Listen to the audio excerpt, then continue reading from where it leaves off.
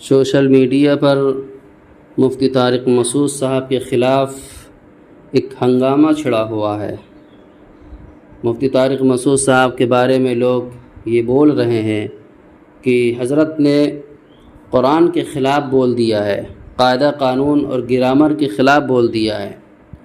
حالانکہ وہ ایک چھوٹے عالم نہیں ہیں بلکہ ایک پیمانے پر ہیں، بڑے عالم ہیں، بڑے لوگوں میں شمار کیے جاتے ہیں۔ اگر کوئی چھوٹا ہوتا بول دیتا تو ہم مان لیتے کہ ہاں ٹھیک ہے، نہیں جان پایا ہوگا، بول دیا ہوگا، لیکن وہ ایک بڑے عالم ہیں، ایک بڑے پیمانے پر ہیں اور وہ اس طرح نہیں بول سکتے ہیں۔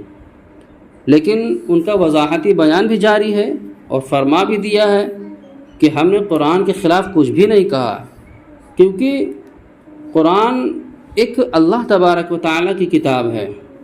اللہ تبارک و تعالیٰ نے آسمان سے نازل فرمایا ہے۔ یہ ایک اعلیٰ کتاب ہے، اشرف کتاب ہے، اہم کتاب ہے۔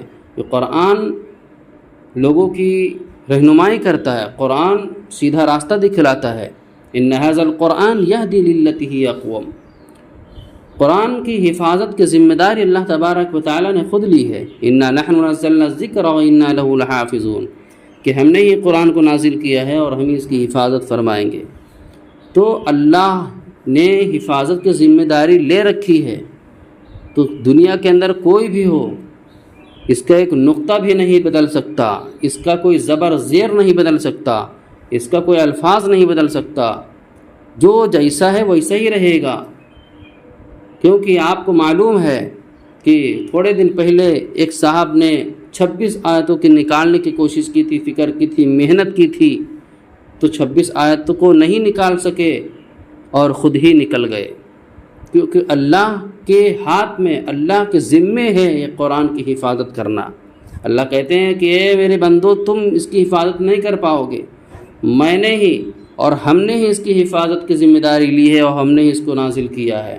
دنیا کے اندر کتنے بھی ہوں، جتنے آ جائیں، کوئی بھی، سارے لوگ مل کر اگر قرآن کے ایک الفاظ کو بدلنے کی کوشش کرے، نہیں بدل سکتے۔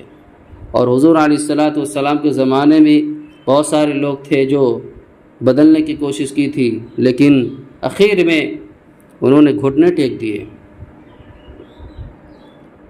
دیکھا یہ جاتا تھا کہ لوگ قرآن کے خلاف بول رہے ہیں، کہہ رہے ہیں کہ یہ قرآن جادو کی کتاب ہے، فلاں کی کتاب ہے، خواب کی کتاب ہے، تو اللہ تبارک و تعالیٰ نے ان سے چیلنج بھی کیا تھا، ہم یقولون افطرا قل فاتوا بعشر سور، کہ 10 سورتیں لے آؤ اگر تم کہتے ہو یہ کتاب کسی انسان کی ہے۔ جب 10 سورتیں نہیں لا سکے تو قرآن نے اعلان کیا، ہم یقولون افطرا قل فاتوا بسورہ، ایک ہی صورت لے آؤ، انا تو انا کے جیسی ایک صورت لے آؤ۔ سارے لوگ دنگ رہ گئے، حیران رہ گئے۔ آخر کار انہوں نے گھٹنے ٹیک دیے اور گھٹنے ٹیکنے پر مجبور ہو گئے اور کہا واقعی یہ قرآن اللہ تبارک و تعالیٰ کی کتاب ہے، سچی کتاب ہے، امانت دار کتاب ہے، حق کی بات بتلاتا ہے اور بری بات سے بچاتا ہے۔ تو جو بھی مفتی صاحب نے بیان کیا وہ غلط نہیں ہے۔ اگر آپ کو غلط بھی لگتا، غلط ہے، تو حضرت نے معافی بھی طلب کر لی ہے۔ اللہ ہم سب کی حفاظت فرمائے۔